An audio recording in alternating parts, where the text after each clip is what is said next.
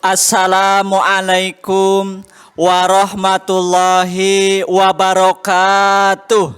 Waalaikumsalam warahmatullahi wabarakatuh. Yang terhormat Kepala SMP Negeri Satap 5 Majenang, yang kami hormati Bapak Ibu Dewan Guru SMP Negeri Satap 5 Majenang. Marilah kita bersyukur kehadirat Allah Subhanahu wa Ta'ala. Biqaulina alhamdulillahi rabbil alamin. Pada kesempatan ini kita semua bisa berkumpul dalam acara diseminasi aksi nyata budaya positif di kelas. Sholawat beserta salam semoga terlimpah curahkan kepada junjungan kita, Habibana wa Nabiyana, Nabi Agung Muhammad Sallallahu Alaihi Wasallam, yang senantiasa kita nantikan syafaatnya di yaumil kiamah. Amin. Bapak Ibu guru hebat, perkenankan kami pembawa acara akan menyampaikan susunan acara dalam kegiatan ini. Acara yang pertama, pembukaan. Dilanjutkan acara yang kedua, sambutan kepala sekolah. Acara yang ketiga, diseminasi aksi nyata budaya positif di kelas. Dalam hal ini akan disampaikan oleh beliau, Ibu Fatina Ernawati Susanto SPD, SMP Negeri Satap 5 Majenang, CGP Angkatan 7, Kabupaten Cilacap. Acara yang keempat, penutup. Untuk menghemat waktu, mari kita buka kegiatan ini dengan membaca basmalah bagi yang beragama Islam dan bagi yang beragama lain menyesuaikan. Bismillahirrahmanirrahim. Berlanjut pada acara yang kedua, sambutan kepala sekolah. Kepada yang terhormat Bapak Erik Hidayat SPD, disilakan.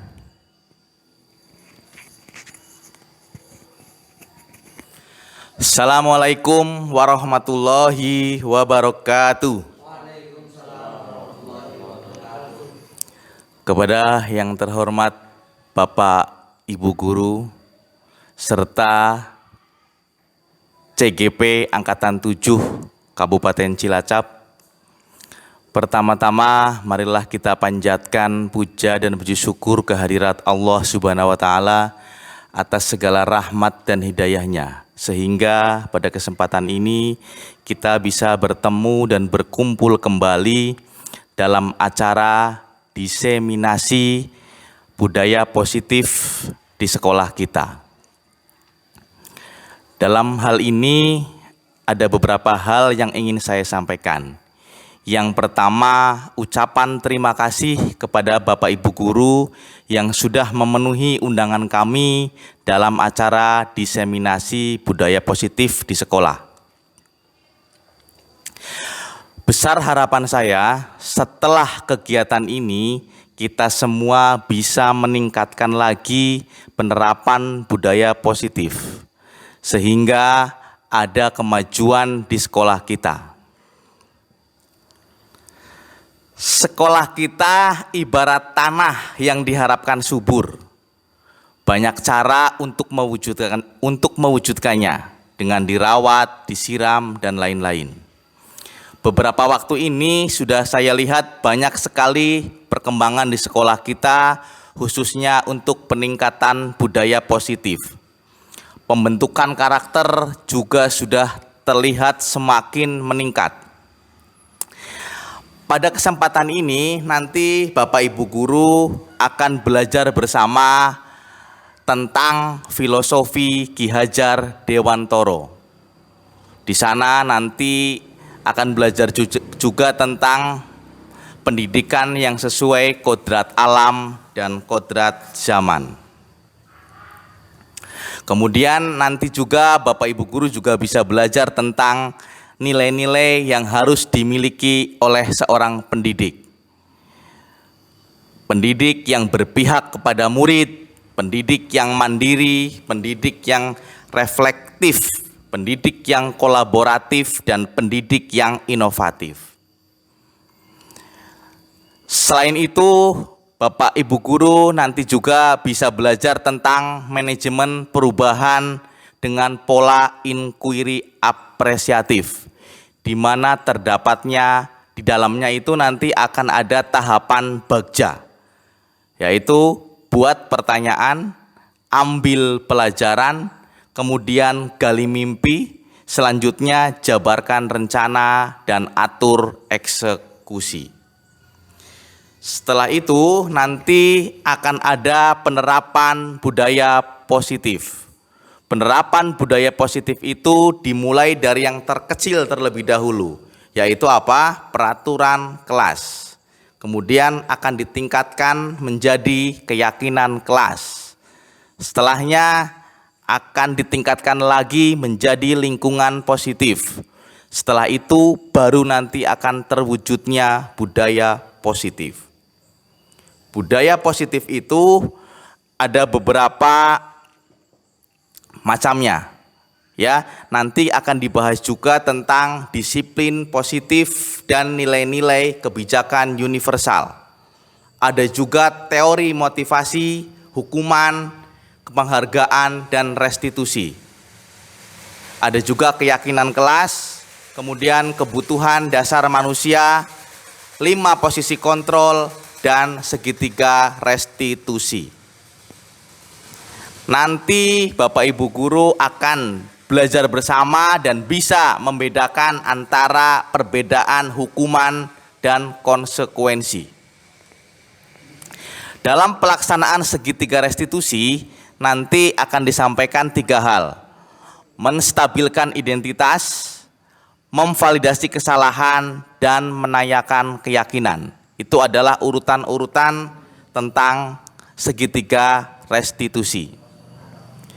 Demikian Bapak Ibu, mudah-mudahan nanti setelah pengimbasan dari acara diseminasi budaya positif di sekolah kita, Bapak Ibu semua bisa menerapkannya, tidak hanya sekedar teori. Setidaknya Bapak Ibu nanti akan menambah keilmuannya, ya, sehingga akan ada kemajuan yang pesat di sekolah kita dalam penerapan budaya positif. Mungkin hanya itu yang dapat saya sampaikan.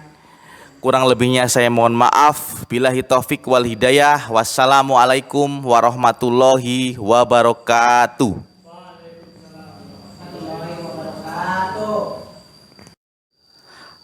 Demikian sambutan Kepala Sekolah kepada Bapak Erik Hidayat SPD disampaikan. Terima kasih. Acara ketiga, diseminasi aksi nyata budaya positif di kelas, akan disampaikan oleh beliau Ibu Fatina Ernawati Susanto SPD, SMP Negeri Satap 5 Mejenang, CGP Angkatan 7 Kabupaten Cilacap. Mari kita simak dan dengarkan bersama pemaparan Ibu Fatina Ernawati Susanto SPD. Kepada beliau disilakan. Assalamualaikum warahmatullahi wabarakatuh.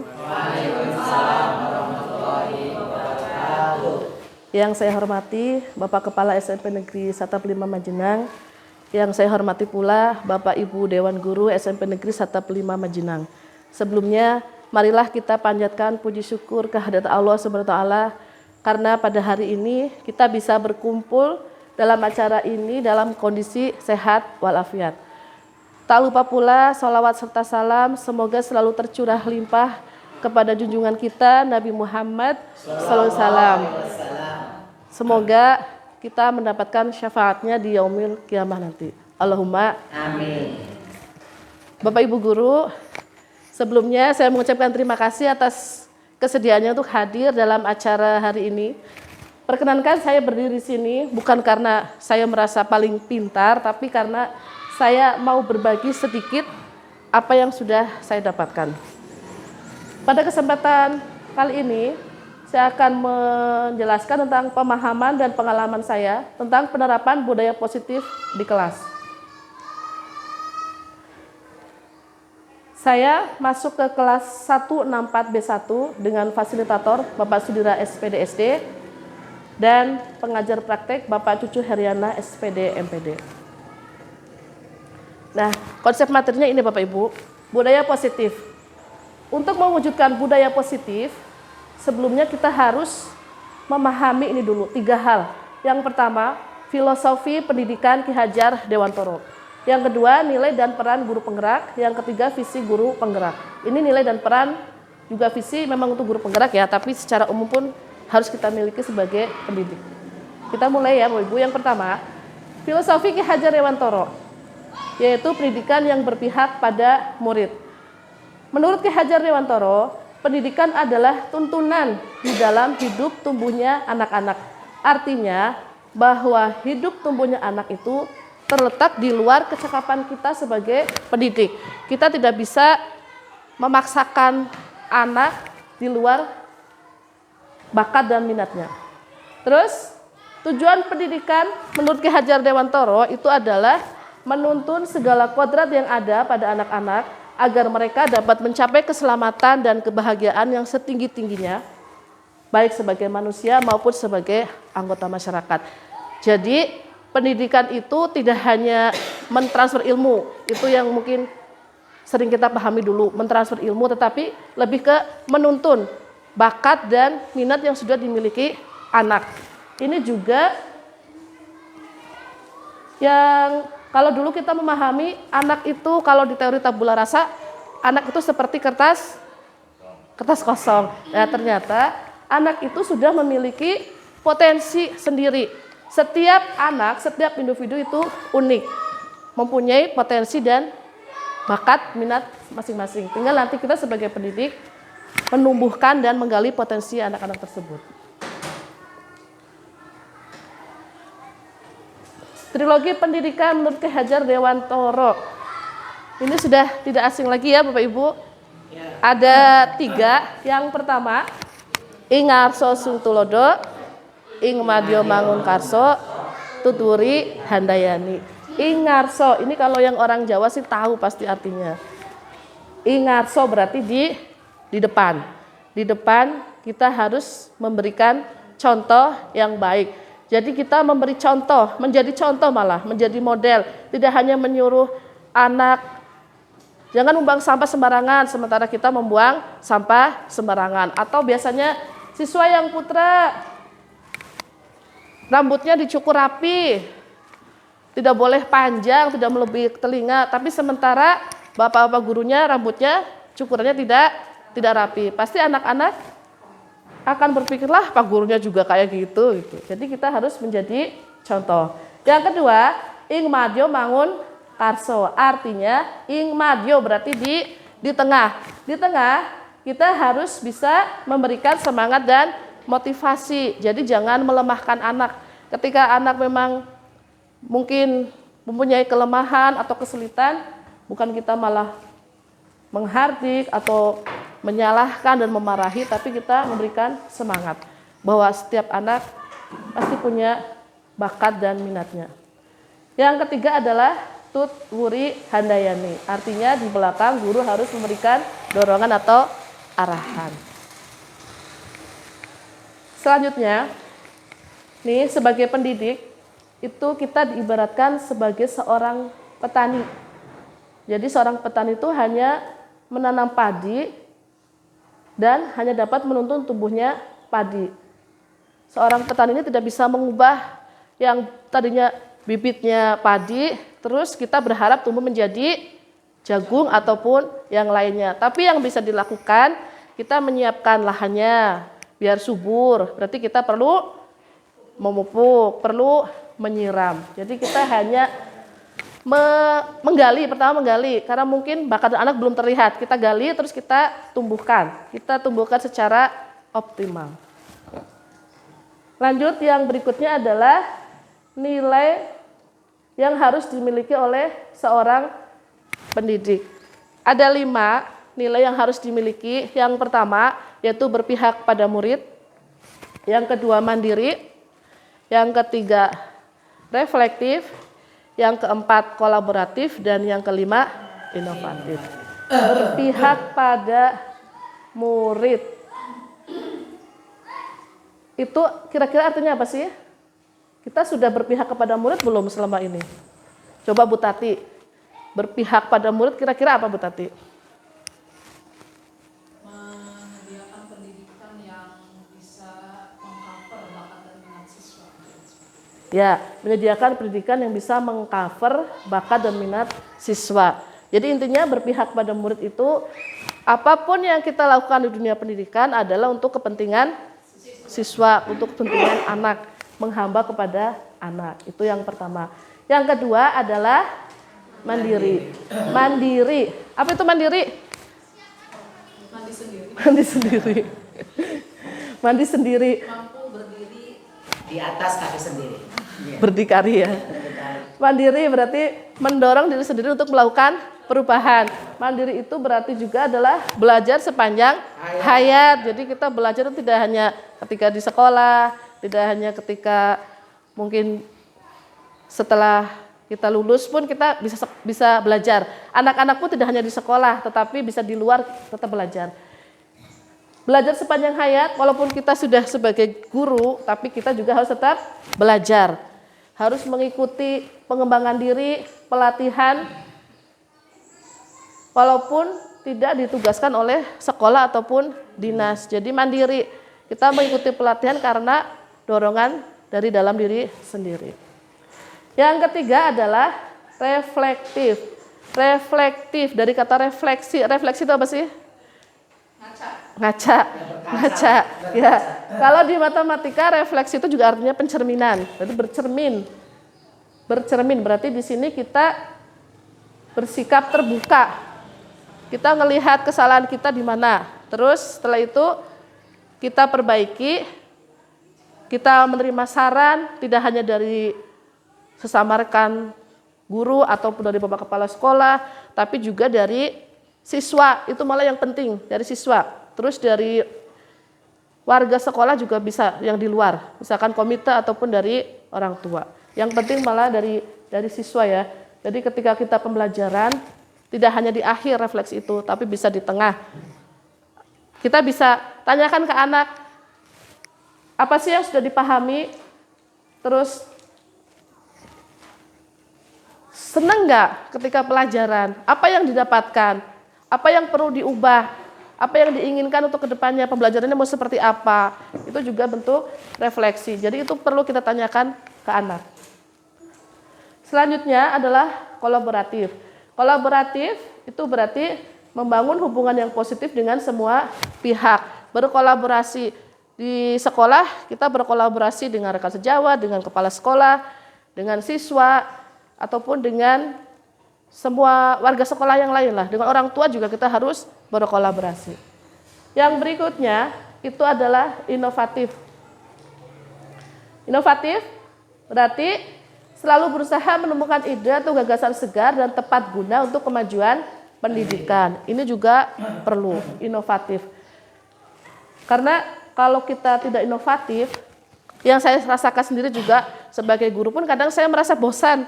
Kalau saya ngajarin seperti ini terus pun bosan gitu, apalagi anak-anak. Ini yang kita perlukan, nilai inovatif. Selanjutnya, visi guru.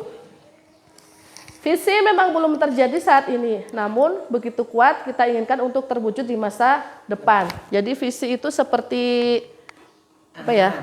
Angan-angan, impian. Nah, salah satu tujuan visi itu untuk mencapai perubahan yang lebih baik dari kondisi saat ini.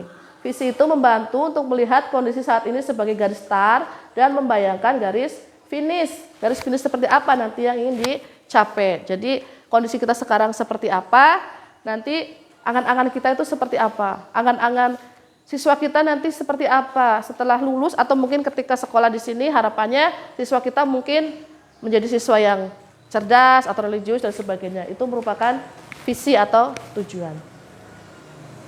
Dan untuk mencapai visi ini, kita memerlukan sebuah pendekatan yang namanya pendekatan IA, Inquiry Apresiatif. Ini adalah pendekatan manajemen perubahan yang kolaboratif dan berbasis kekuatan. Jadi, ketika kita mau melakukan perubahan, jangan cuma melihat kekurangannya, jangan cuma melihat masalahnya apa sih gitu. Kalau kita hanya melihat masalahnya, nanti solusinya ya akan itu lagi. Tapi kalau kita melihat kekuatan, kita sudah punya apa? Dengan seperti itu menjadi modal kita untuk melakukan perubahan. Kita bisa mengembangkannya lagi, meningkatkannya lagi. Terus, ini ya, tadi pendekatan IA, itu dilakukan dengan cara mengidentifikasi hal yang baik, kekuatan apa yang sudah kita miliki. Terus untuk melaksanakannya ini diperlukan beberapa tahapan yang namanya tahapan bagja. Apa itu bagja? Bagja adalah dari sini nih, buat pertanyaan, itu B-nya, terus A-nya ambil pelajaran, G-nya gali mimpi, J-nya jabarkan rencana, dan A-nya atur eksekusi. Contohnya apa? Contohnya misalkan visi kita ingin terwujud siswa yang kreatif. Nah, nanti bisa kita lakukan agar tercapai itu kita dengan tahapan baca. Yang pertama buat pertanyaan. Berarti pertanyaannya apa? Bagaimana agar siswa kita kreatif atau bagaimana meningkatkan kreativitas siswa. Setelah itu ambil pelajaran. Bagaimana ambil pelajaran? Ambil pelajaran berarti kita cari tahu siapa sih yang sudah bisa menerapkan pembelajaran yang meningkatkan kreativitas siswa. Bisa di sekolah kita ataupun mungkin di sekolah luar. Siapa yang sudah kita ambil pelajaran? Kita tanya bagaimana cara meningkatkan kreativitasnya dan sebagainya. Terus gali mimpi. Gali mimpi itu bagaimana kalau ini sudah terlaksana gitu. Kalau sudah terlaksana itu seperti apa? Yang berikutnya jabarkan rencana. Jabarkan rencana berarti rencana itu langkah pertama mau seperti apa? Mungkin kita membuat model pembelajaran yang inovatif dulu atau apalah selanjutnya. Jadi itu jabarkan rencana. Dan yang terakhir adalah atur eksekusi, laksanakan. Nanti ini perlu monitoring dari mungkin kepala sekolah ataupun dari rekan sejawat. Itu contoh bagja.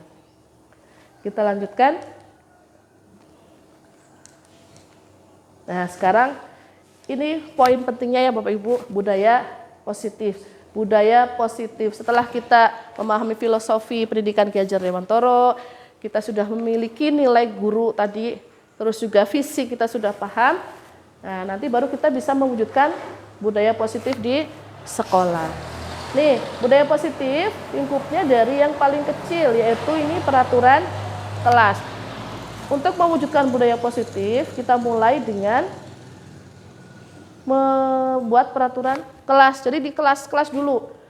Setiap kelas kita buat peraturan kelas. Setelah itu, peraturan kelas ini itu akan meningkat menjadi sebuah keyakinan kelas. Kita tingkatkan menjadi sebuah keyakinan. Jadi tidak hanya sebuah peraturan, tapi sebuah keyakinan. Karena dengan keyakinan kelas ini, siswa akan lebih bertanggung jawab untuk menjalankan peraturan kelas.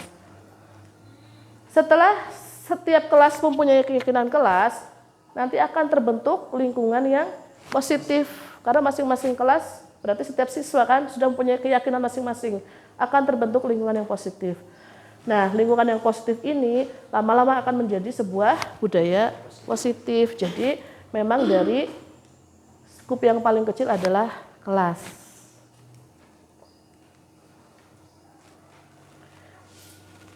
Ini ya, untuk membangun budaya yang positif, sekolah perlu menyediakan lingkungan yang positif, aman dan nyaman agar murid-murid mampu berpikir, bertindak, dan mencipta dengan merdeka, mandiri, dan bertanggung jawab. Salah satu strategi yang perlu ditinjau ulang adalah bentuk disiplin yang dijalankan selama ini di sekolah-sekolah kita. Nah, sekarang kita renungkan bentuk disiplin yang sudah kita jalankan selama ini itu seperti apa? Apakah sudah menuju ke budaya positif atau belum? Nanti kita lebih jelasnya di berikutnya nanti.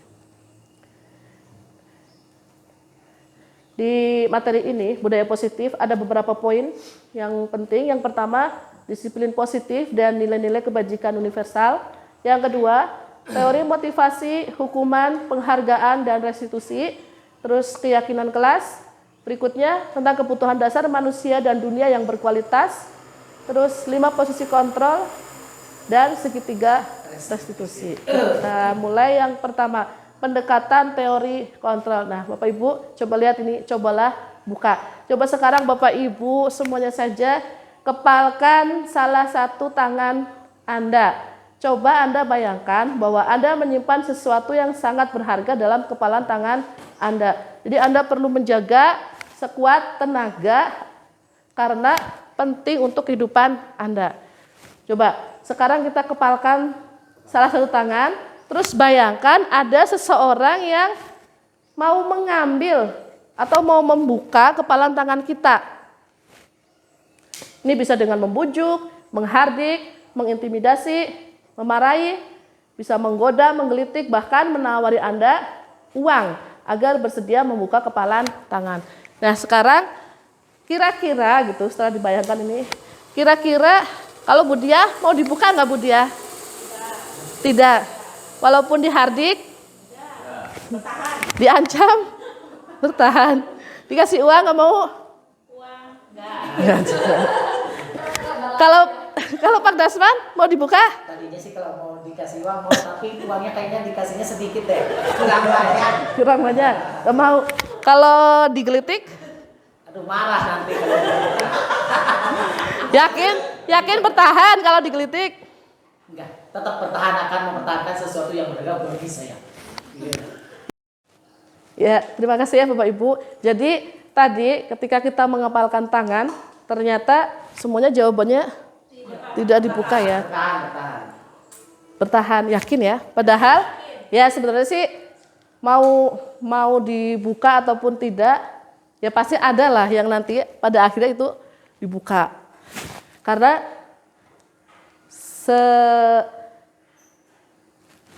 kontrol itu ada pada diri kita sendiri, tidak bisa dipengaruhi orang lain. Tetapi mau dibuka ataupun nanti tetap kita tutup itu tergantung dengan kebutuhan dasar kita, kebutuhan dasar.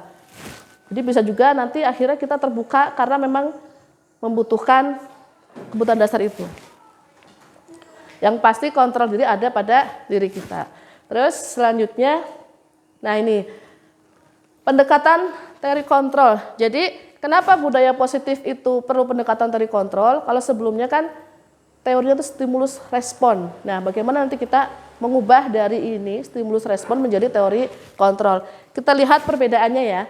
Stimulus respon itu realitas atau kebutuhan kita sama. Jadi dianggap semua kebutuhan kita sama, kebutuhan anak itu sama. Sedangkan kalau teori kontrol bahwa realitas kebutuhan kita itu berbeda. Jadi kita mengcover perbedaan.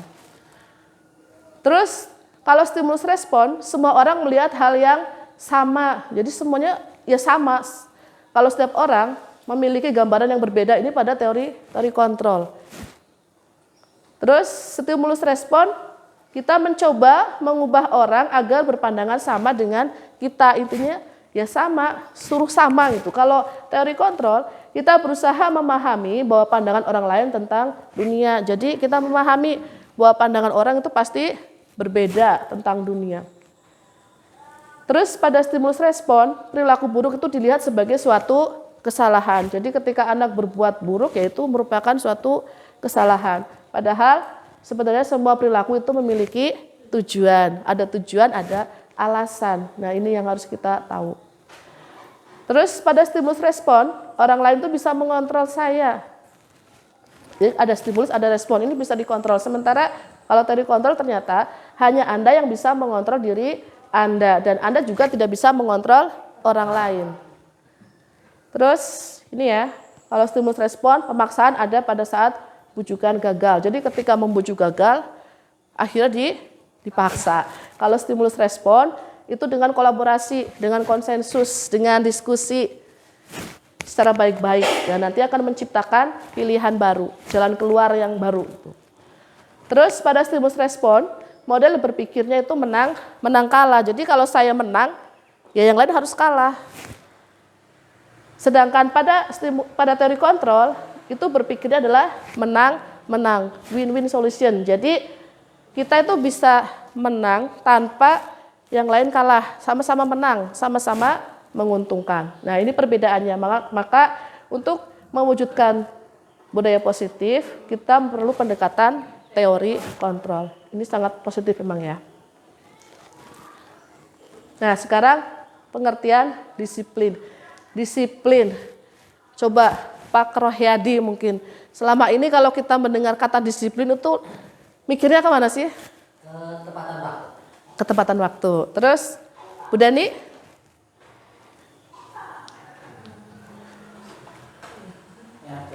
Kalau apa Bu Tati?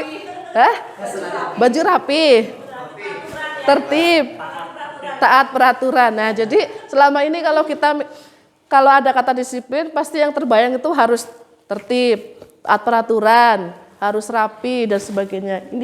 Ini yang kita pahami dulu. Ternyata definisi disiplin adalah belajar, murid atau pengikut. Jadi disiplin berkonotasi dengan disiplin diri. Disiplin diri dapat membuat seseorang menggali potensinya kepada sebuah tujuan, sesuatu yang dihargai dan bermakna. Jadi disiplin ini konotasinya positif ya, bukan seperti yang kita pikirkan selama ini. Dan menurut Ki Hajar Dewantoro, untuk menciptakan murid yang merdeka, syarat utamanya adalah harus ada disiplin yang kuat, disiplin diri yang kuat. Nah, selanjutnya tadi poin berikutnya adalah nilai-nilai kebajikan universal. Apa sih nilai kebajikan universal? Yang pertama, tentang nilai kebajikan dulu. Nilai kebajikan itu merupakan sifat-sifat positif manusia yang merupakan tujuan mulia yang ingin dicapai setiap individu. Jadi nilai sifat-sifat positif. Misalkan tentang beriman kepada Tuhan Yang Maha Esa atau saling menghargai dan sebagainya. Itu kan sebuah nilai kebajikan, sifat yang positif. Kalau kebajikan universal itu berarti nilai kebajikan yang sudah disepakati bersama tanpa memandang suku, memandang bangsa, agama, ataupun latar belakangnya. Itu kebajikan universal. Dan dengan mengaitkan nilai kebajikan yang diyakini seseorang, maka motivasi intrinsiknya akan terbangun sehingga menggerakkan motivasi dari dalam untuk dapat mencapai tujuan mulia yang diinginkan. Ini menurut Diana Gosen. Jadi dengan mengaitkan nilai kebajikan yang diyakini, nanti intrinsik itu akan terbangun, intrinsik, motivasi dari dalam. Nah, nilai kebajikan universal itu contohnya ada beberapa ya, ada yang 9 pilar itu dan sebagainya lah. Salah satu yang disepakati di Indonesia, yang dicapai oleh setiap anak Indonesia adalah profil pelajar Pancasila. Jadi ini salah satu nilai kebajikan universal yang harus kita pahami juga, profil pelajar Pancasila. Ada berapa dimensi profil pelajar Pancasila? 6. Pak Nur, ingat Pak Nur, profil pelajar Pancasila, dimensi pertama apa?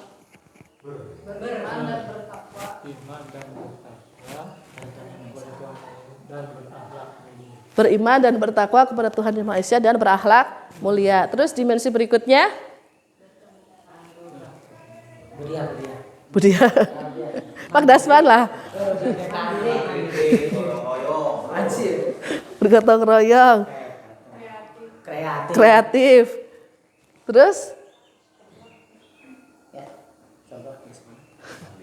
Mandiri, bergotong royong, berkepentingan global, bernalar kritis ya. Nah, kita lanjutkan. Sekarang poin berikutnya adalah teori motivasi. Ada 3 teori motivasi.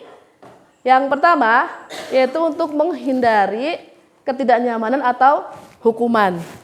Kalau ini nanti motivasinya itu apa sih yang akan terjadi jika saya tidak melakukannya? Hukuman apa yang saya terima atau rasa tidak nyaman seperti apa yang saya terima? Motivasi berikutnya adalah untuk mendapatkan imbalan dari orang lain, mendapatkan imbalan, penghargaan, reward. Ini motivasi yang kedua. Kalau ini berarti yang ada dalam pikiran kita adalah apa yang akan saya dapatkan. Kalau tidak dilakukan apa yang saya dapatkan, ini apa yang akan saya dapatkan jika melakukannya. Nah, ini merupakan motivasi ekstrinsik, jadi motivasi dari luar. Dan yang paling bagus ini ya, motivasi dari dalam, yaitu untuk menghargai diri sendiri. Saya akan menjadi seperti apa jika saya melakukannya. Contohnya, misalkan kita mengikuti pelatihan. Ini Kalau motivasi dari dalam berarti kita mengikuti pelatihan itu bukan karena kita disuruh, tetapi karena memang kita ingin mengikuti pelatihan, ingin bisa materinya dan sebagainya. Terus kalau yang menghindari ketidaknyamanan, contohnya apa? Kalau hukuman ini jelas ya, hukuman misalkan anak tidak mengerjakan tugas, dia mengerjakan tugas karena takut dihukum. Kalau tidak mengerjakan, tidak mengikuti peraturan, takut dihukum. Kalau menghindari ketidaknyamanan, contohnya ini juga bisa, misalkan saya ke Budia minta tolong, misal.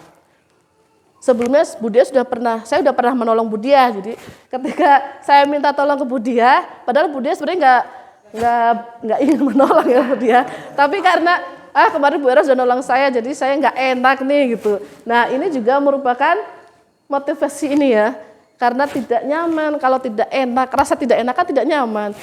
Jadi motivasinya bukan karena mau menolong, tapi karena menghindari ketidaknyamanan. Contoh ya Budia. Nah, coba Bapak Ibu ingat kembali, sebenarnya anak-anak kita selama ini motivasinya yang mana sih ketika mengerjakan tugas, terus melakukan aturan sekolah, kira-kira motivasinya yang mana? Apakah yang pertama, kedua, atau ketiga? Semuanya ada. Tapi mungkin yang motivasi intrinsik itu beberapa anak saja. Ya, berarti mayoritasnya malah yang ekstrinsik ya. Takut karena dihukum, terus karena ingin mendapatkan imbalan sesuatu, karena pengen dipuji sama kepala sekolah, karena pengen dipuji gurunya atau kepala sekolahnya, ya juga bisa mendapatkan penghargaan. Itu tadi motivasi ya. Nah, ini contoh kasus ya. Ibu Anas, guru kelas 2 SD, mendapatkan masalah. Murid-muridnya tidak bisa tertib berdiri antri di depan pintu kelas dan selalu berebutan masuk ke dalam kelas setelah jam istirahat usai. Ini tentunya sangat mengganggu proses pembelajaran di mana kelas tidak dapat mulai tepat waktu karena Ibu Anas sibuk menenangkan murid-muridnya untuk waktu cukup lama. Akhirnya, Bu Anas berpikir cepat dan mengandalkan stiker bintang. Jadi, setiap murid akan masuk kelas, usai jam istirahat, Bu Anas akan mengiming-imingi muridnya dengan stiker bintang. Siapa yang berdiri lurus, berbaris rapi, antri di depan pintu dapat bintang dari Bu Anas. Nah ternyata murid-muridnya menyambut tantangan tersebut dan langsung berdiri rapi. Nah itu yang dilakukan Bu Anas. Tapi ternyata pada suatu saat Bu Anas sakit dan terpaksa digantikan oleh Pak Heru. Pak Heru tidak mengetahui tentang stiker bintang dan benar saja. Pada saat mau masuk ke kelas, usai jam istirahat, murid-murid kelas 2 kembali berebutan masuk kelas. Apa yang terjadi? Nah, kira-kira dari kasus ini, motivasi murid kelas 2 untuk bersedia antri masuk kelas itu karena apa? Bintang, dikasih sesuatu. Hadiah. Karena hadiah, karena mau mendapat bintang. Berarti karena reward, penghargaan ya. Nah, ada cara lain tidak sih agar siswa kelas 2 ini bisa antri tanpa mengharapkan penghargaan tadi? Kira-kira ada nggak? Bu Dani mungkin?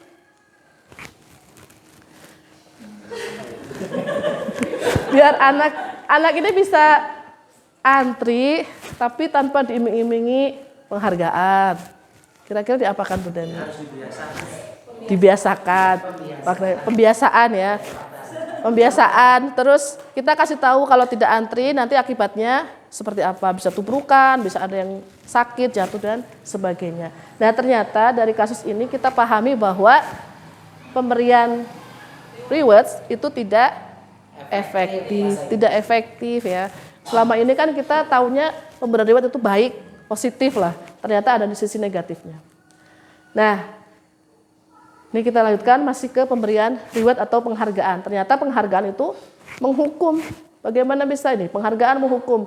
Jadi penghargaan itu menghukum mereka yang tidak mendapatkan penghargaan. Itu yang pertama. Misalkan di kelas ada peringkat atau mau dikasih yang ranking 1 dikasih hadiah dan sebagainya. Nanti yang tidak mendapat penghargaan itu merasa dihukum kan karena tidak dapat hadiah itu.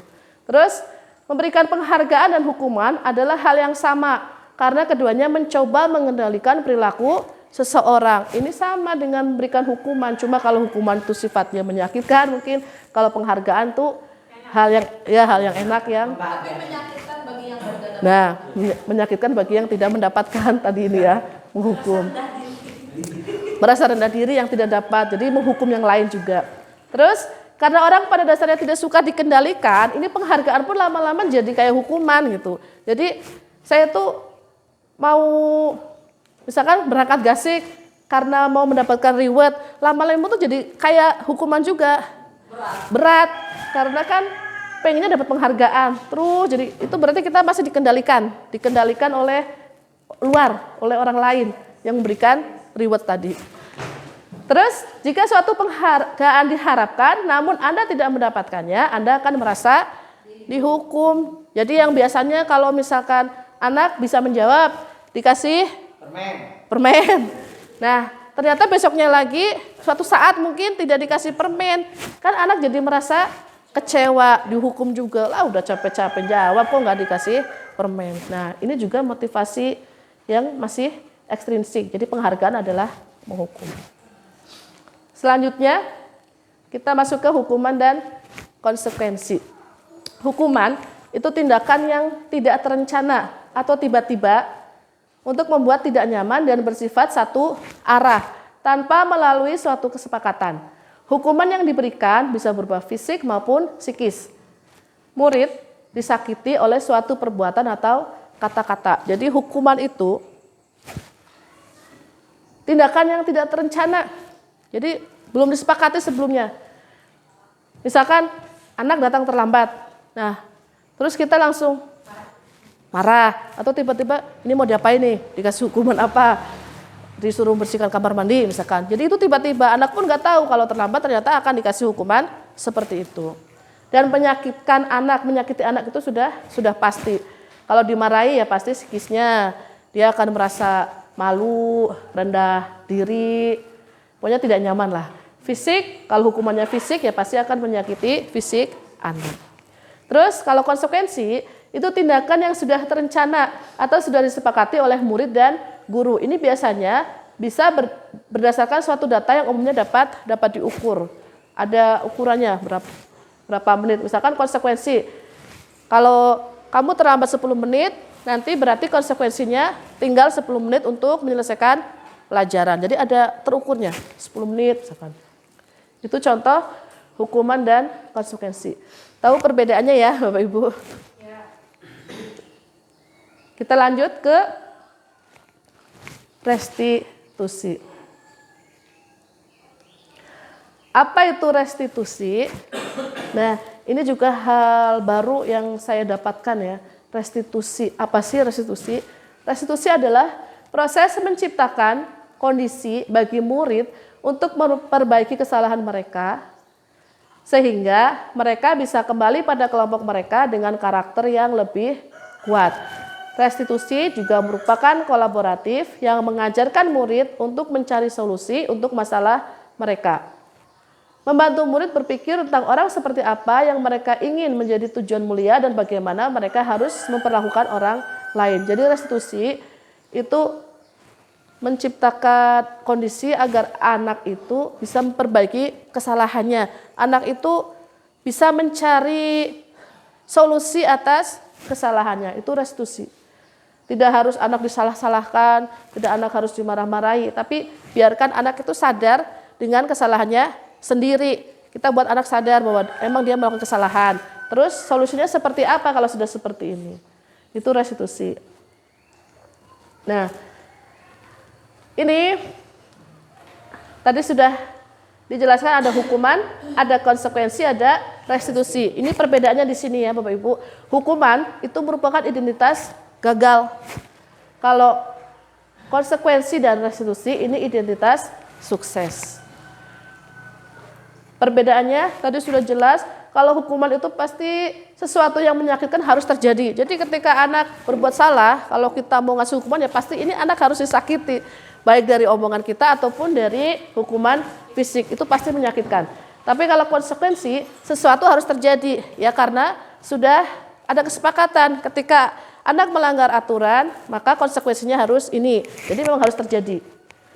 Kalau restitusi ini merupakan pilihan. Jadi nanti kita membuat pilihan dengan anak diskusi. Hukuman tidak nyaman untuk murid atau anak jangka waktu yang panjang. Kalau konsekuensi tidak nyaman tapi dalam jangka waktu yang pendek karena memang ini sudah disepakati. Jadi ya sudah tahulah konsekuensinya apa. Sementara restitusi itu menguatkan murid dalam jangka waktu yang panjang. Ini yang paling baik. Nah, hukuman jangka waktu panjang ya, Bapak Ibu. Coba mungkin Bapak Ibu selama menjadi siswa dulu pernah tidak dikasih hukuman dari Bapak Ibu gurunya? Ada yang pernah? Bu Diah? Oh, pernah semua ya? Apa Pak Krayadi hukumannya? Saya dihukum hormat bendera Hormat bendera. karena bajunya tidak dimasukkan. Bajunya tidak dimasukkan. Itu sengaja ya tidak dimasukkan? Enggak, bermain lari-lari. Oh, bermain lari-lari. Karena bajunya pendek. Kalau Pak Dahya? Saya itu dulu bawa korek, dikiranya merokok, padahal bawa obor dari sini jalan ke Majenang. Oh gitu. Terus langsung dihukum. Dihukum ya. Dihukumnya apa Pak Dahya? Suruh keliling lapangan sambil jongkok. Lari Keliling lapangan. keliling lapangan sambil jongkok. Bu Diah? Kalau saya di itu lidi tangan pakai lidi dipecut ya. Oh dipecut pakai lidi. Fisik juga ya? Itu kelas berapa Bu Diah? Kelas 4 ya. Padahal sudah beberapa tahun yang lalu ya, tapi hukuman masih membekas di dalam diri kita. Jadi efeknya ini panjang ya Bapak Ibu. Saya juga sama SMP nih yang terlalu memang ketat gitu ya. Hukumannya sih bukan karena saya yang berbuat salah, tapi satu kelas. Tiba-tiba diguyur, biur gitu, basah semua. Atau push up satu kelas, itu pernah. Jadi walaupun sudah berlalu 15 tahun, 20 tahunan lah ya, tapi masih kita ingat. Dan ini efeknya tidak hanya diingat, ternyata kalau teman-teman yang mungkin sopan santunnya kurang gitu ya, di grup itu kadang menghardik bapak guru yang dulu kayak gini lah. Mungkin ketika jadi siswa tidak berani gitu. Ketika di grup sih ya hanya sesama kita gitu. Sampai keluar kata-kata yang tidak enak lah kalau kita dengar, kalau kita baca. Itu karena dulu dihukum, padahal sudah berlangsung lama.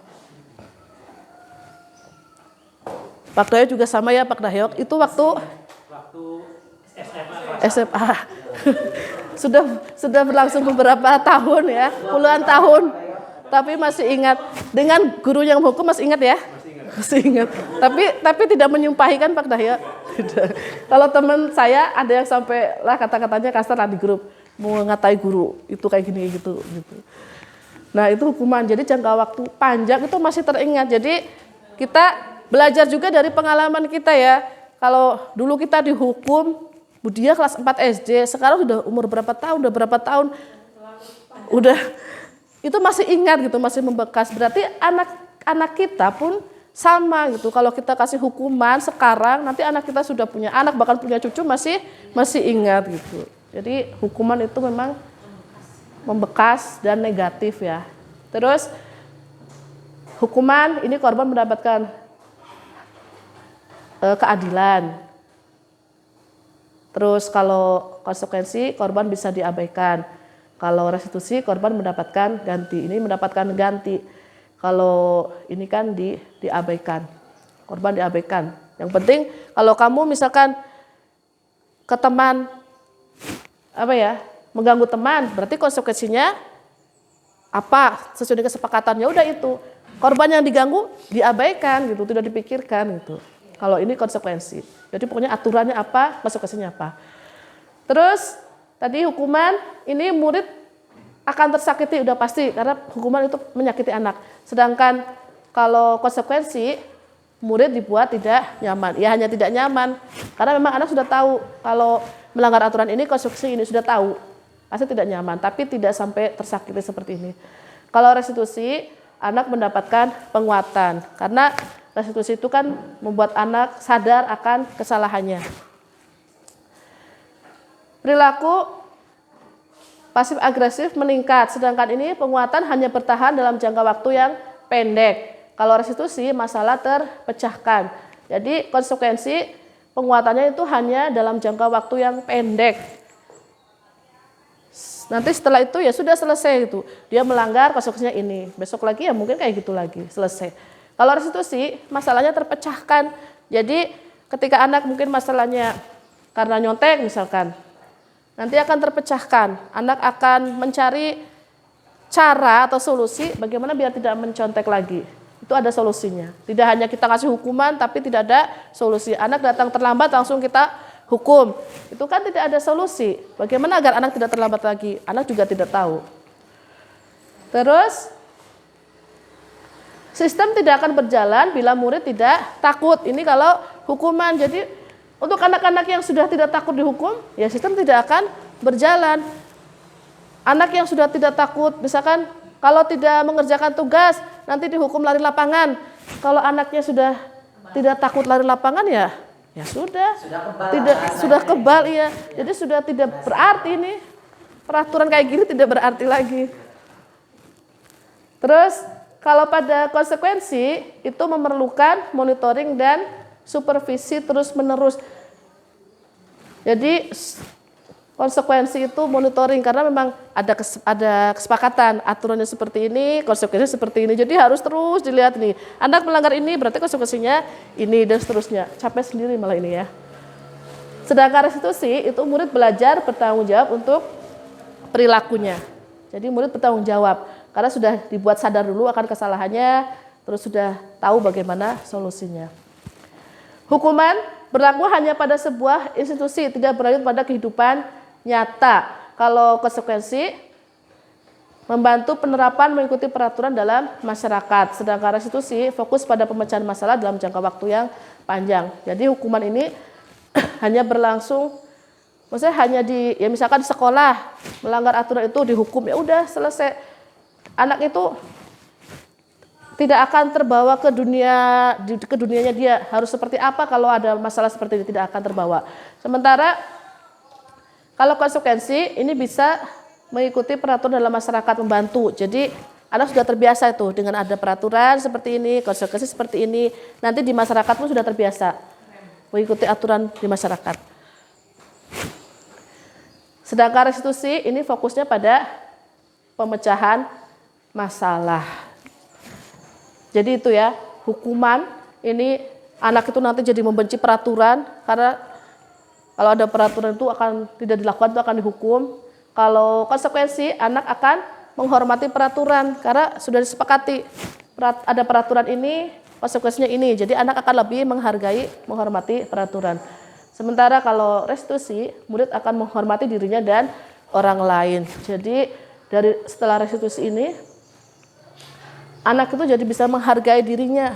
Dia jadi merasa sudah berhasil mencari solusi atas masalahnya sendiri. Dia juga bisa menghormati orang lain. Jadi tidak ada rasa dendam, tidak ada rasa marah dan sebagainya. Dan ini hukuman itu bernilai negatif. Kalau konsekuensi netral ya, tidak positif tidak negatif. Sementara restitusi bernilai positif. Kita lanjut, ini penerapannya ya. Selalu berusaha membangun motivasi intrinsik siswa dengan memberikan pemahaman dan contoh tindakan positif. Terus selalu berusaha memilih opsi restitusi jika anak berperilaku negatif. Berkolaborasi dengan teman sejawat dalam menerapkan budaya positif di sekolah. Jadi kita tuh harus berusaha menumbuhkan motivasi intrinsik ke siswa. Dan sebelum ke siswa, otomatis dalam diri kita sendiri juga. Jadi kita pun tumbuhkan kesadaran dalam diri untuk menumbuhkan motivasi intrinsik gitu. Ya cobalah agar kita itu tidak terpengaruh dengan motivasi yang dari luar. Baik itu karena takut dihukum, apa karena tidak nyaman, ataupun karena mengharapkan penghargaan, imbalan, pujian, dan sebagainya. Tapi ikhlas gitu, jadi intrinsik dari dalam diri. Terus ini ya, restitusi. Setiap anak berperilaku negatif, mari kita lakukan restitusi. Jadi jangan langsung anak dihukum. Tadi kayak Pak Dahyo kan bawa korek ya Pak Dahyo. Ternyata dikira merokok padahal obor ya, untuk menyalakan obor. Karena kan berangkatnya pagi masih gelap ya Pak Dahyo. Jam 4. Jam 4 saya masih tidur mungkin ya. Karena di sini di gunung itu berangkat jam 4 turun ke kota berarti kan bawa korek untuk menyalakan obor, ternyata dikira untuk merokok. Nah harusnya kan ditanya dulu, ini korek untuk apa dan sebagainya. Itu restitusi. Jangan sampai nanti kita menyesal setelah menghukum anak, kita malah menyesal gitu. Dan berkolaborasi dengan teman sejawat ini harus selalu, tidak hanya dengan teman sejawat, dengan pimpinan, dengan anak, dengan semua warga sekolah lah, harus berkolaborasi. Jadi kita nggak bisa mewujudkan budaya positif dengan sendiri, gitu. Perlu kolaborasi. Poin berikutnya tentang keyakinan kelas. Mengapa harus keyakinan kelas itu? Mengapa bukan cuma peraturan kelas itu? Sekarang kan meningkat jadi keyakinan kelas. Kenapa harus keyakinan? Nah, contohnya ini coba. Kalau kita mengapa kita memiliki peraturan harus menggunakan helm bila mengendarai kendaraan roda 2? Nah, di sini nih. Kita menggunakan helm itu karena apa? Takut ditilang. Nah, itu berarti masih sebatas peraturan. Anak-anak pun pasti banyak yang pakai helm tuh karena takut ditilang. Jadi ketika di sini di gunung tidak pakai helm. Nah, ini peraturan. Ini juga sama. Kenapa kita masih menerapkan peraturan 3M? Ini waktu Covid mungkin dulu ya. Menggunakan masker, mencuci tangan dan menjaga jarak. Kenapa masih ini? Karena demi kesehatan. Itu berarti sudah keyakinan. Kalau mungkin kenapa Budia pakai masker? Malu. Tidak bisa berbelanja. Itu berarti bukan karena keyakinan ya, tapi aturan. Nah, itu perbedaannya. Kenapa sekarang ditingkatkan menjadi keyakinan kelas? Karena setelah kita yakin, ini contohnya helm untuk keselamatan. Karena kita yakin, maka mau ditilang, mau enggak, mau ada pak polisi ataupun tidak, kita pasti pakai helm. Nah, itu kenapa harus keyakinan kelas. Jadi dengan keyakinan kelas, seseorang itu akan lebih tergerak dan bersemangat untuk menjalankan keyakinannya. Jadi anak itu lebih bertanggung jawab karena anak sudah merasa yakin dulu gitu. Ini misalkan saling menghormati. Nah, anak itu udah yakin. Saling menghormati itu adalah hal yang baik. Hal yang positif. Setelah itu pasti anak akan lebih bertanggung jawab dalam melaksanakan keyakinan kelas. Pembentukan keyakinan kelas, ini keyakinan kelas itu bersifat lebih abstrak. Jadi abstrak ya, bukan konkret, nyata. Dilarang membuang sampah, terus atau kerjakan tugas tepat waktu. Itu kan lebih konkret. Ini lebih abstrak. Jadi contohnya bertanggung jawab. Bertanggung jawab itu kan abstrak. Apa sih sebenarnya bertanggung jawab? Apa saja yang masuk ke dalam bertanggung jawab? Ya semuanya bisa masuk. Mengerjakan tugas atau mengumpulkan tugas itu juga tanggung jawab. Membuang sampah pada tempatnya juga tanggung jawab. Menjaga kebersihan itu masuk. Dan dibuat dalam bentuk positif. Kalimat positif berarti tidak menggunakan kalimat negatif. Tidak menggunakan kata tidak, jangan. Nah, itu dihindari. Karena memang kalau kata-kata negatif ya, kalau misalkan ke anak kecil saja, jangan bayangkan gajah. Apa yang dilakukan anak? Malah membayangkan gajah gitu. Jadi malah kebalikannya. Makanya kita berusaha menggunakan kalimat positif. Terus keyakinan juga tidak terlalu banyak. Karena keyakinan kalau terlalu banyak ya pasti pusing sendiri. Anak pun sudahlah keyakinannya banyak. Berat pasti udah. Sedikit tapi dilaksanakan dengan tanggung jawab itu pasti lebih bagus.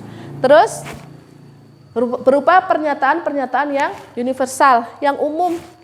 Jadi tidak khusus tadi membuang sampah dan sebagainya, tapi menjaga kebersihan. Terus semua warga kelas ikut berkontribusi. Jadi semuanya ikut kontribusi. Jadi nanti semuanya ikut melaksanakan karena semuanya ikut membuat.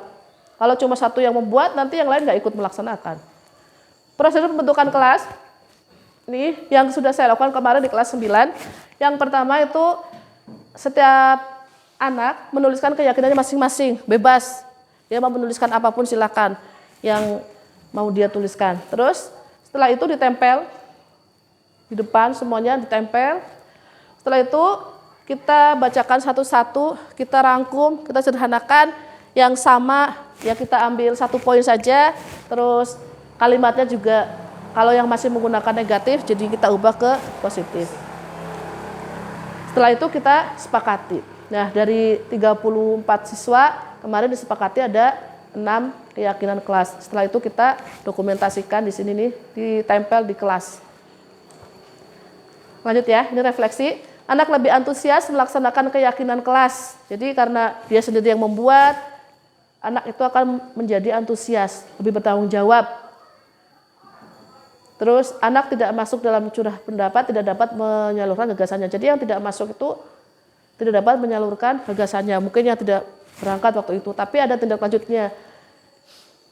Anak yang tidak berangkat mungkin bisa kita gunakan angket, menggunakan Google Form. Terus keyakinan kelas ini harus kita evaluasi secara berkala. Jadi berkala mungkin tiap 3 bulan sekali mungkin atau setiap semester kita evaluasi. Karena kan kondisi sekolah, kondisi kelas berbeda, sudah berubah mungkin. Nanti mungkin keyakinannya itu sudah tidak relevan atau apalah, kita revisi di sini. 5 kebutuhan dasar manusia. Ini poin berikutnya, ada 5. Yang pertama itu bertahan hidup. Bagaimana agar kita bertahan hidup? Itu banyak ya, tidak hanya dari fisik, yang tidak hanya dari makanan, tidak hanya dari tempat tinggal dan sebagainya, tapi dari kenyamanan hidup juga itu bisa agar kita bertahan hidup. Terus yang berikutnya kasih sayang dan rasa diterima. Terus kebebasan, kesenangan dan penguasaan. Nih, tentang 5 kebutuhan dasar manusia. Coba Bapak Ibu perhatikan. Bimo, seorang anak TKB, selalu berlari keluar kelas menuju jalan raya di depan sekolahnya yang ramai dengan kendaraan. Tingkahnya membuat guru, Bu Ani, itu gurunya, bingung dan seringkali lari mengejarnya. Ada beberapa kemungkinan jawaban yang diberikan Bimo. Nih, ada beberapa kemungkinan, ada 4 misalkan di sini. Yang pertama, ketika Bimo jawabnya, aku senang main kejar-kejaran dengan ibu guru, seru katanya. Ini kalau seperti ini kira-kira kebutuhan dasar apa yang tidak terpenuhi? Kesenangan. Terus yang kedua, ibu kejar aku karena ibu guru sayang aku. Kasih sayang. Jadi anak ini butuh kasih sayang. Yang ketiga, aku hebat kan bisa bikin ibu guru kejar aku. Ini apa ini? Rasa diterima. Apa Apa coba? Penguasaan. Jadi aku hebat kan, aku keren kan, itu penguasaan. Aku bisa kan, itu penguasaan gitu. Terus yang keempat, aku bosan belajar, mewarnai terus di dalam kelas. Ini apa ini? Kebebasan. Kesenangan, kebebasan ya. Jadi anak butuh bebas. Kalau misalkan Budia, Pak Nur jalan-jalan. Pak Nur, saya mau jalan-jalan gitu. Ini tinggal lanjutannya apa nih? Kalau Budia terus bosan di rumah, berarti Budia itu sedang butuh kebebasan. Tapi kalau Budia itu, Pak Nur, ayo jalan-jalan. Kalau Pak Nur sayang aku, berarti aku jalan-jalan. Itu berarti Budia sedang butuh kasih sayang dan sebagainya. Itu contoh ya. Atau mungkin apa ya Budia? Alasannya mungkin karena penguasaan bisa juga. Jadi dengan segala cara Budia tuh meminta Pak Nur jalan-jalan. Ternyata berhasil. Wah, saya berhasil nih minta Pak Nur jalan-jalan. Itu berarti penguasaan. Itu contohnya ya Bapak Ibu. Dan ini hal yang penting kita pahami ya, kebutuhan dasar anak. Jadi jangan disepelekan. Karena ketika anak tidak tercukupi kebutuhan dasarnya ini, anak akan melanggar norma. Jadi melanggar aturan. Lanjut ya. Dunia berkualitas. Nah, tadi ada poin dunia berkualitas. Apa sih sebenarnya dunia berkualitas? Ini adalah tempat khusus dalam pikiran Anda yang menyimpan gambaran, punya apa aja yang penting. Orang penting, hal penting, itu yang ada dalam dunia berkualitas. Nah, yang jadi pertanyaannya, apakah anak didik kita menempatkan gurunya, sekolahnya di dalam dunia berkualitas? Nah, itu yang menjadi tantangan kita. Bagaimana caranya agar siswa kita menempatkan sekolah, guru, dan lingkungan sekolah ini di dunia berkualitas anak-anak. Ini 5 posisi kontrol. Ada 5 ya. Singkat saja, ini ada penghukum, ada pembuat rasa bersalah, ini merupakan identitas gagal. Identitas sukses itu ada teman, ada pemantau. Sedangkan identitas berhasil itu adalah manajer. Ini penghukum, contohnya sudah jelas tadi kan hukuman ya, berarti dia tuh menghardik, terus mengata-ngatai anak, dan sebagainya. Ini anak pun nanti yang ada adalah mengulangi kesalahannya. Maksudnya dihukum, melanggar itu dihukum, nanti ya melanggar lagi ya dihukum lagi. Kalau membuat orang bersalah, contohnya kamu gak kasihan nih sama ibu, atau kamu nggak kasihan nih orang tua kamu sudah banting tulang, udah dan sebagainya lah. Itu membuat rasa bersalah. Ini membuat anak jadi rendah diri. Dulu saya juga sering kayak gitu ke anak-anak, sering gitu. Tapi sekarang sudah mulai belajar untuk yang lebih baik lagi. Kalau teman itu biasanya, ayolah lakukan demi ibu gitu. Itu teman contohnya. Kalau pemantau lebih ke ngitung-ngitung lah. Jadi pemantau itu ada aturan ini, konsekuensinya ini. Atau kalau kamu melakukan ini, hadiahnya ini. Itu pemantau, jadi hitung-hitungan. Pemantau. Kalau manajer, ini yang paling baik adalah manajer. Manajer itu membuat anak sadar akan kesalahannya dan bisa mencari solusi atas masalahnya. Nah, penerapannya selalu berusaha untuk memahami persoalan terlebih dahulu dan tidak gegabah menghukum anak jika melakukan kesalahan. Tadi contohnya yang Pak Dahyo ya. Jadi tidak boleh melakukan, jangan gegabah langsung menghukum anak padahal ada alasannya. Terus mencari tahu penyebabnya tadi sudah. Dan tidak dapat, jadi menggali apa sih kebutuhan dasar yang tidak terpenuhi gitu. Lanjut, ini segitiga restitusi. Jadi untuk menjadi manajer ada tahapan yang harus kita lakukan dalam menyelesaikan masalah. Namanya tadi restitusi, ada segitiga restitusi, yaitu menstabilkan identitas, validasi tindakan yang salah, dan menanyakan keyakinan. Menstabilkan identitas itu menenangkan anak lah. Ketika anak berbuat salah itu jangan langsung dimarahi, tapi kita tenangkan dulu. Ketika anak mungkin bertengkar dengan anak yang lain, kita tenangkan, adem-ademi itu. Jangan dimarah-marahi dan sebagainya. Jadi ditenangkan dulu. Setiap orang pasti melakukan kesalahan dan sebagainya. Biar tenang. Ibu juga pernah berbuat salah gitu. Terus validasi tindakan yang salah, dari sini kita tanya, kamu melakukan itu karena apa? Jadi kita tanya alasannya, validasi, jangan langsung menghakimi. Selanjutnya kita tanyakan keyakinan. Karena sudah kita buat keyakinan kelas, kita tanyakan keyakinan kelas yang mana yang tidak diikuti atau yang dilanggar yang mana. Nah, ini segitiga restitusi. Dan kita lanjut ini ke penerapan segitiga restitusi yang sudah saya lakukan.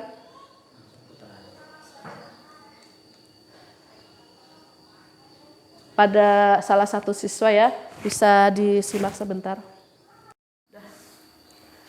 Ya Bapak Ibu, ini contoh penerapan restitusi yang pernah saya lakukan ke salah satu siswa ya, bisa disimak sebentar, cuma 1 menit lebih lah.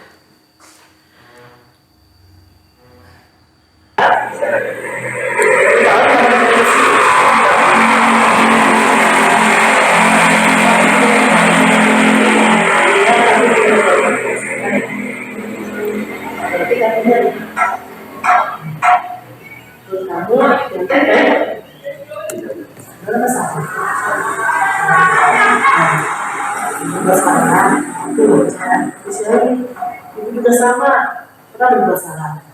Di sini ibu tidak mau mencari siapa yang salah, tapi ibu mau mencari solusi kalau kamu tidak mencapai itu.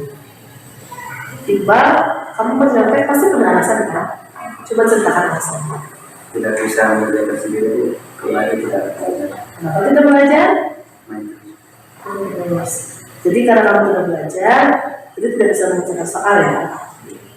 Iqbal ingat nggak dengan keyakinan kelas yang sudah kita buat? Kira-kira keyakinan kelas apa yang tidak kamu laksanakan? Jujur dalam bertindak. Jujur dalam bertindak.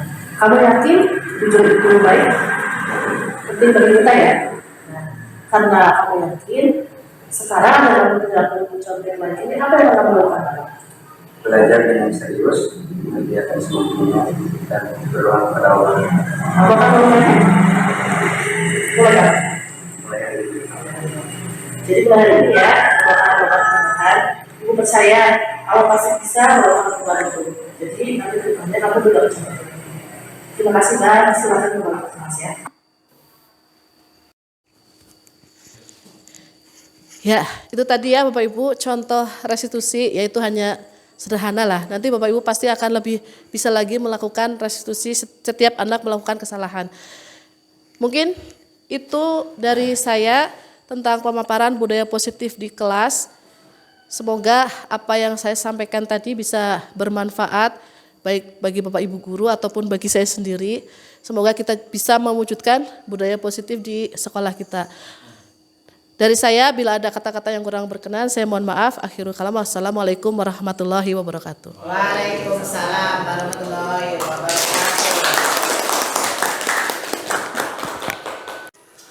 Acara yang keempat penutup. Bapak Ibu guru hebat, mari acara diseminasi aksi nyata budaya positif di kelas. Kita tutup dengan membaca hamdalah bagi yang beragama Islam dan bagi yang beragama lain menyesuaikan. Alhamdulillahirabbil alamin. Demikian Bulau Irian Burung Cendrawasih. Cukup sekian, terima kasih. Wassalamualaikum warahmatullahi wabarakatuh. Waalaikumsalam warahmatullahi